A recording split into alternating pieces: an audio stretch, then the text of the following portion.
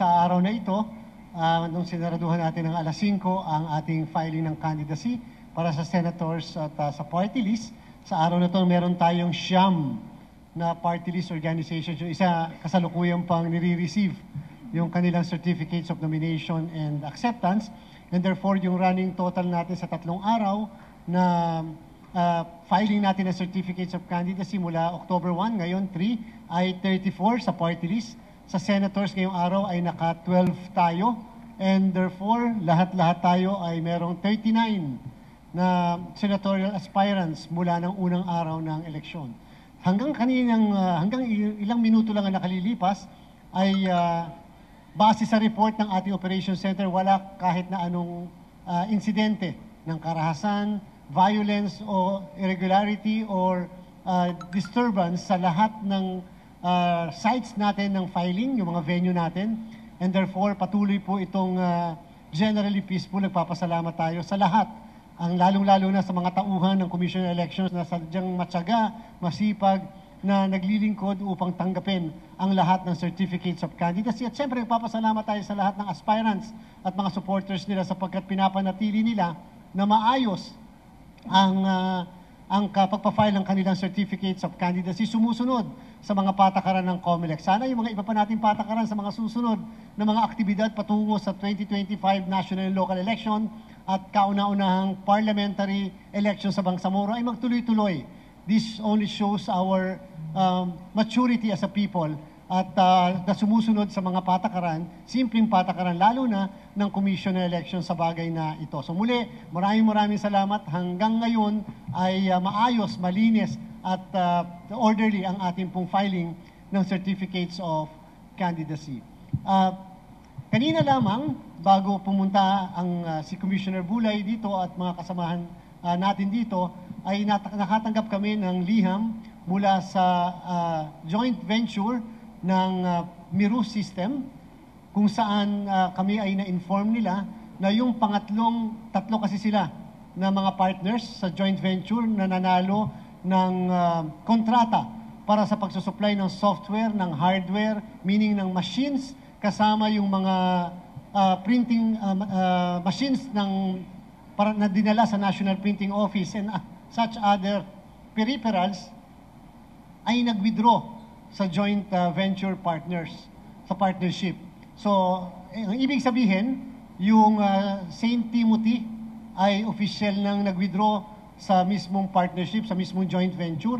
Ini-inform tayo na tinanggap na ito ng dalawang natitira pa na partners doon sa joint venture.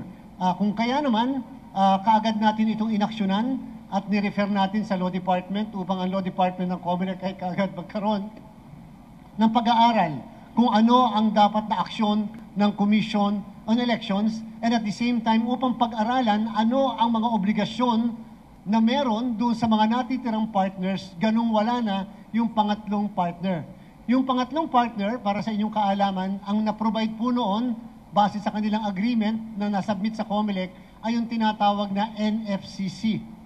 And therefore, kung nakapag-provide sila ng NFCC dahil doon sa binigay na yon ng partner na yan, ng St. Timothy, ay ano ang katumbas na pwedeng ipasubmit ng COMELEC sa natitirang dalawang partners kung sakali na payagan namin yung ginawa na withdrawal ng St. Timothy. Ang kadahilanan ay sapagkat ilang araw na, para sa inyong kaalaman lang, ilang araw na ang nakalilipas na nakarating sa kaalaman ng Commission on Elections ang impormasyon na maaaring yung sinasabing may-ari ng kumpanya na St. Timothy ay maaaring tumakbo sa halalan, sa lokal at sa nasyonal. At dahil dyan,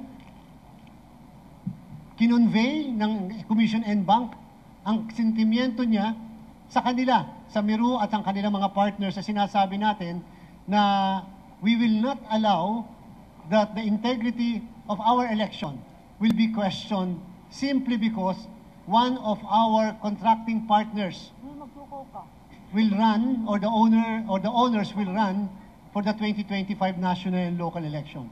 Two choices only. And we convey that message.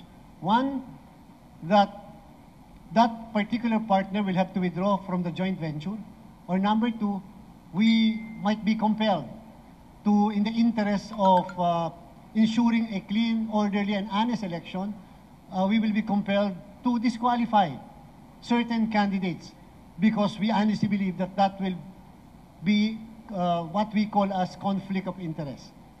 And nagpapasalamat tayo sa kanila, sa joint ventures, joint venture partners, lalo na dito sa St. Timothy sapagkat nakuha na nila ang mensahe na gustong iparating ng COMELEC. That's why kanina lamang, and we will provide the resolution sa inyo ng commission kung sakaling ano man ang gagawin namin, sila kaagad ay tumalima sa sinabi natin na sana nga either mag-withdraw o kung mag-proceed sila, then we will exercise the best discretion that the COMELEC has under the given circumstance. So natanggap na po na rin namin yung mismong acceptance of the withdrawal by the remaining two partners na sinasabi nila na tinatanggap nila yung withdrawal, and kinonvey din sa amin ng Miru system yung kanilang continuing commitment under the contract that they said that they are going to still and they will still comply with the obligation as contained in the contract. As of today, they already delivered. The joint venture partners already delivered to the COMELEC at least 50% of all the machines, 100% of all the peripherals. Likewise, nasaksihan naman po natin lahat na andyan na yung dalawang bagong makina na gagamitin sa printing. Na pinpoint na rin po yung ilalagay na 110 repair hub sa buong bansa. Kanila rin po kasing commitment yun. At pati rin po yung lahat ng servers na gagamitin ay nasa mga data centers na natin. So, more or less naman, nakapag-comply na sila doon sa mga nire-require ng COMELEC sa kontrata po nila, yung tinatawag nating milestones. And so, at this point, hindi po kami kinakabahan sapagkat yung compliance nila ay sapat na para ipakita ang kanilang dedikasyon at kakayanan na yung kung ano yung commitment sa kontrata ay makomply nila. And wag po mag-alala ang sambayanan sapagkat ano man ang maging aksyon ng COMELEC, we will ensure that we will require something to the remaining joint venture partners in order to ensure that the interests of the nation and the Commission and the people will be properly protected. So, yung po muna ang ating balita. At again, walang untoward incident sa lahat ng sites ng Commission kung saan ginagawa yung filing ng certificates of candidacy.